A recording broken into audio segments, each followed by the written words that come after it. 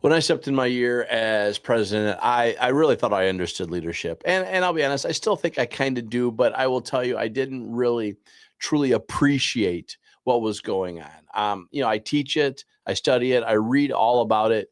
I even believe I'm fairly well prepped and prepared for it.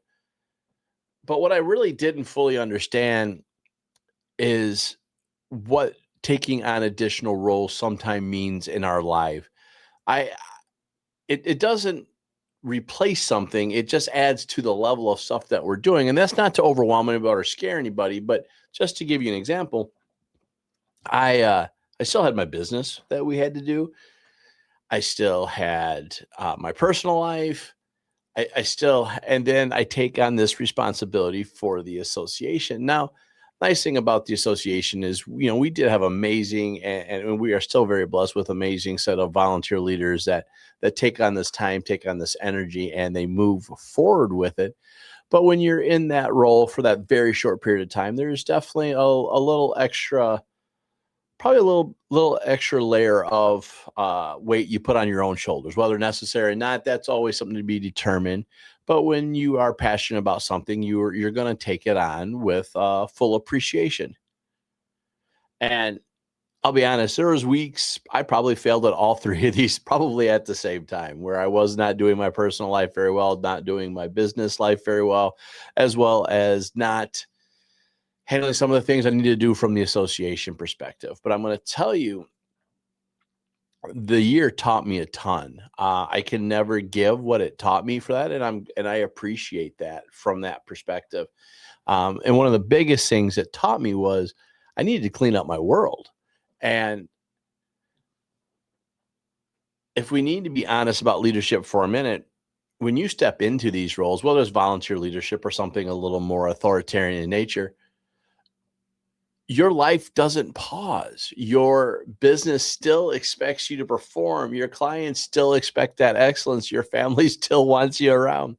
So you're managing 3, 4, probably 5 different roles, and none of them can collapse. They are all critically important, right? You can't let the income go. You can't relax on your relationships or your responsibilities. This isn't a one thing all. This is a chain reaction that happens in our life that will go in there.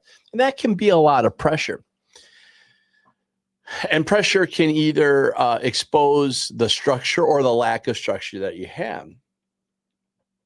So there were weeks when my association needed more attention. My business needed more attention. I'll be honest, a lot of times my business did take probably a backseat that it didn't need to take.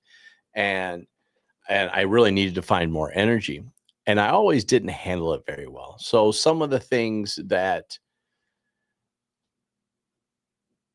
just always seemed to suffer. And when that happened, then I would try to overcorrect, overwork something. And it was always kind of very interesting that would happen in this part of the world, because you're just bouncing. It felt like a pinball for me. It just felt like a ping pong ball. I was always bouncing back and forth, trying to manage all the things that I had for everybody out there.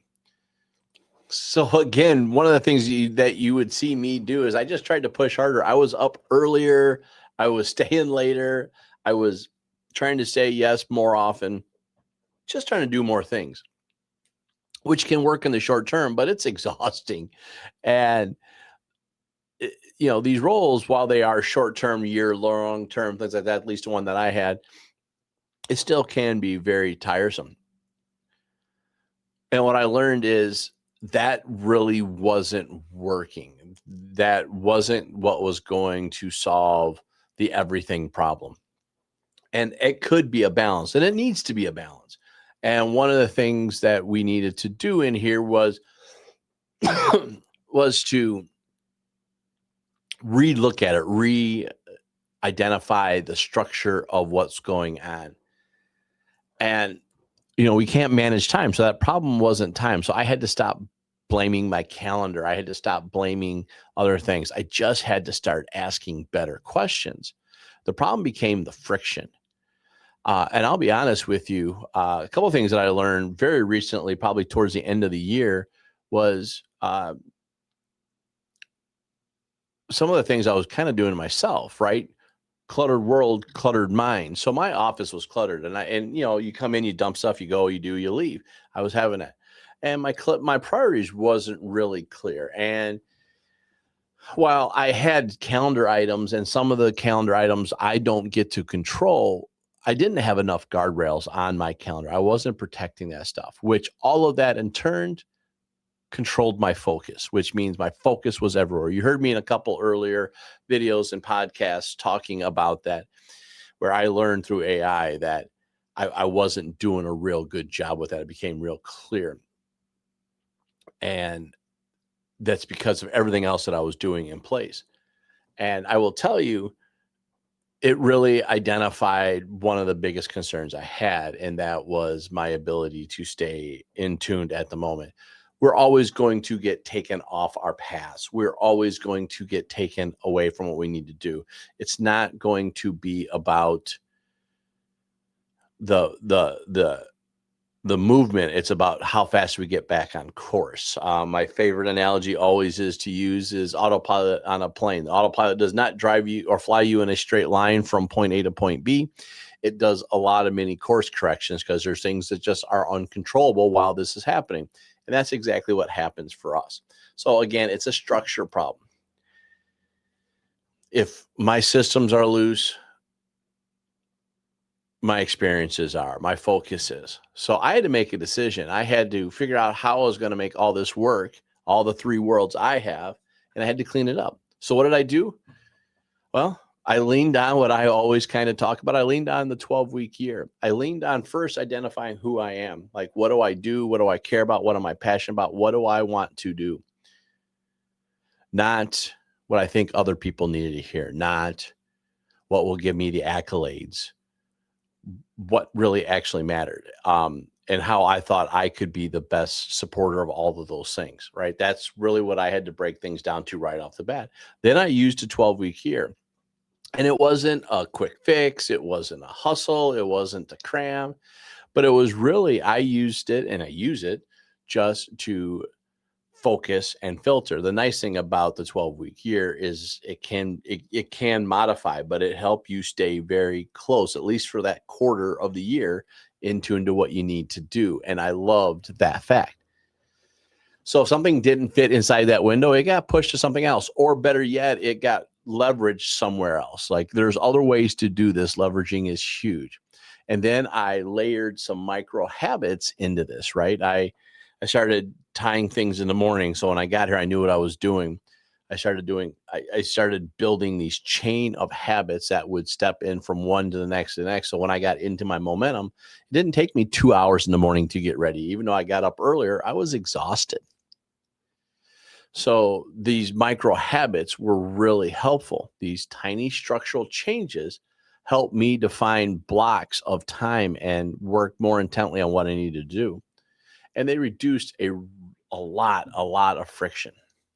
Now, I'm going to tell you the biggest trick I'm going to tell you for all of this, and I do this for a lot of people, and I tell them every time when I coach them.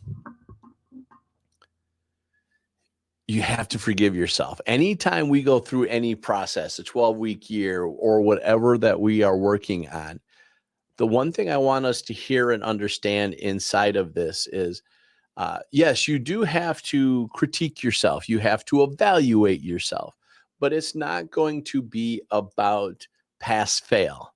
It's going to be about course correction. It's going to be about learning and identifying and making sure that we understand how we're doing what we're doing. Because there were plenty of times that I dropped the ball, but instead of saying, I stink, that was stupid, using all these connotations that were going to be deflating in nature, I learned to just refocus and say, okay, well, why did that happen?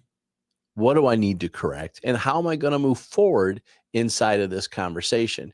Because if I didn't do that, if I didn't reset, I'm doomed to do one of two things. I'm either doomed to duplicate the problem again the following week, or I'm probably just really, the honest answer is just doomed to stop. And that wasn't an option as well. So all we had to do was start adjusting. So I want you to think about that as well when you're doing this, give yourself a little bit of grace when you're in the world of leadership.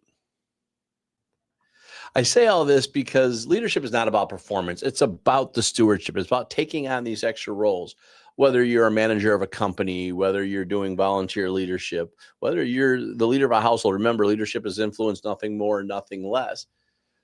Your business, your responsibility, your relationships, these are all things that you are stewarding out there. Your clients, these are people you are working with.